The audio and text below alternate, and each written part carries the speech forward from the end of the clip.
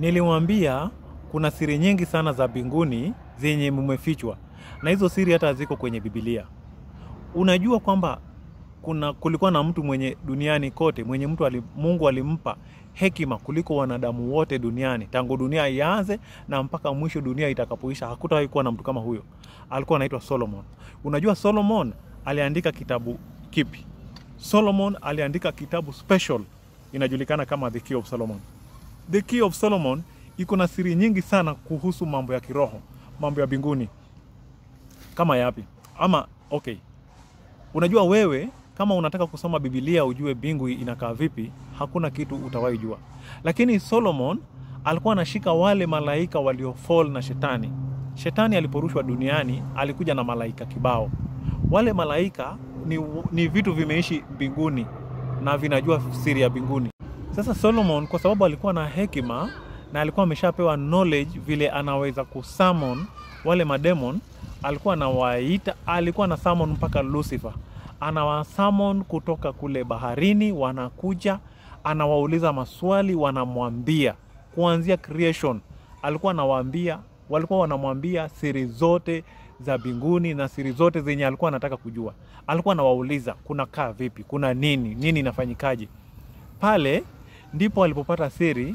Watu wengi ukisoma sehemu nyingi, hata ukisoma scripture unakuta Satan ambao ni Lucifer. Tena ukikutana na word Beelzebub unafikiria ni Satan bado.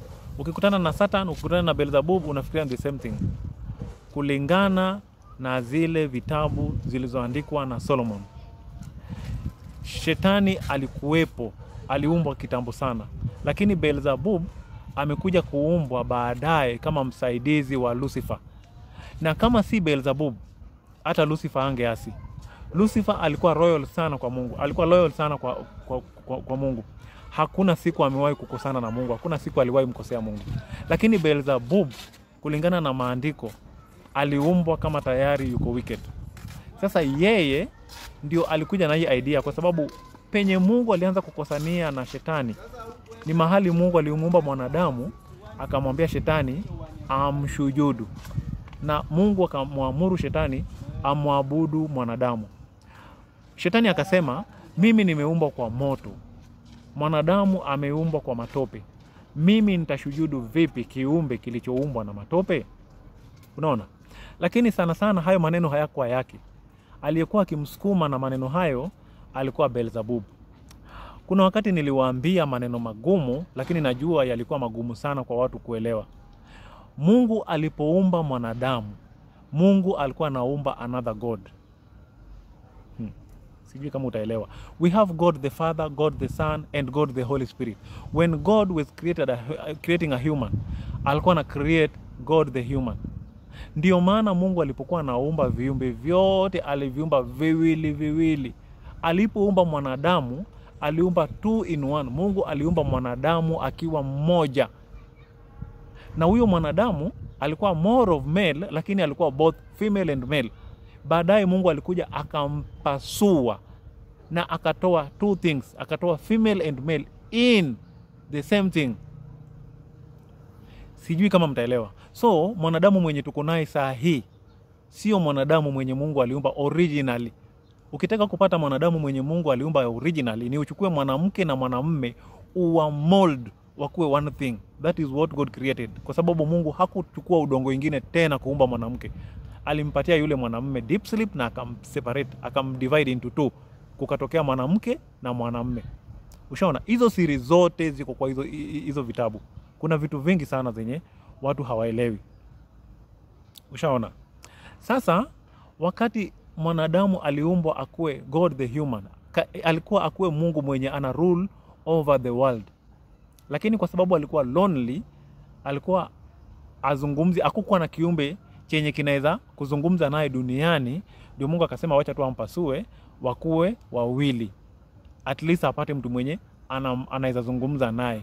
Ndio maana akaumba mwanamke, akamletea mwanamke wakuje waishi naye. Ushaona? Lakini yule mwenye aliletewa alikuwa yuko weak, si kama mwanadamu mwenyewe. Shetani hangewezana na mwanadamu. Shetani hangeweza kumdanganya mwanadamu mwenye Mungu alimuumba for the first time, hangetoboa. Lakini sasa kwa sababu alikuwa amegawanywa into two, yule mwingine alikuwa weak, you see. Na kuna kitu Mungu aliweka kwa yule mwingine mwenye ana attract huyu. Kuna kitu kiko ndani ya mwanamke. Kuna vitabu unafaa usome. Unaona, ukiangalia wanamume waliofall, ukitaka kuangusha mwanamume, mtumie mwanamke. Ukifungua kampuni yako leo na unataka upate contract kwa kampuni zingine kubwa kubwa, pale kwa forefront lazima uweke mwanamke. Kama mwenye anapeana kazi kule ni mwanamume, wewe tafuta mwanamke very beautiful na mwenye anaweza ongea na anajua kujiexpress, umweke pale mbele. Yeye akienda, unataka project kutoka wapi? Kutoka Safaricom. Ukiona hizi makampuni zenye zinafanyia Safaricom, most of them wadozi wenye wanaenda kubageni, I'm sorry to say, ni wanawake. Ukiangalia hizi makampuni zenye zinafanyia Huawei, ukiangalia hizi makampuni zinafanya kazi zingine, wale, kwa sababu akifika kwa ile ofisi na kuna yule mwanamume, tayari amesha win yule mwanamume 40%. So anahitaji tu kufanya kazi ya another 40%. Lakini ukipeleka mwanamume anaingia kwa ile ofisi akiwa 0%, sasa ndio aanze kusema anataka hiyo kazi, anaweza nyimwa hata. So ukiangalia kuna position kubwa kubwa zile za kuseduce vitu kama kazi, unakuta kampuni nyingi zimeweka wanawake pale mbele. Hata sales, wakati uko na product na unataka kuuzia makampuni, hebu tuma mwanamke aende atafute hiyo soko. Kama mwenye yuko pale, mwenye anafaa receive ni mwanamume, hiyo deal imeshaenda through. Ushaona, kuna kitu kiko ndani ya mwanamke chenye kina attract mwanamume. So mwanamke aliumbwa weak, lakini kuna kitu kina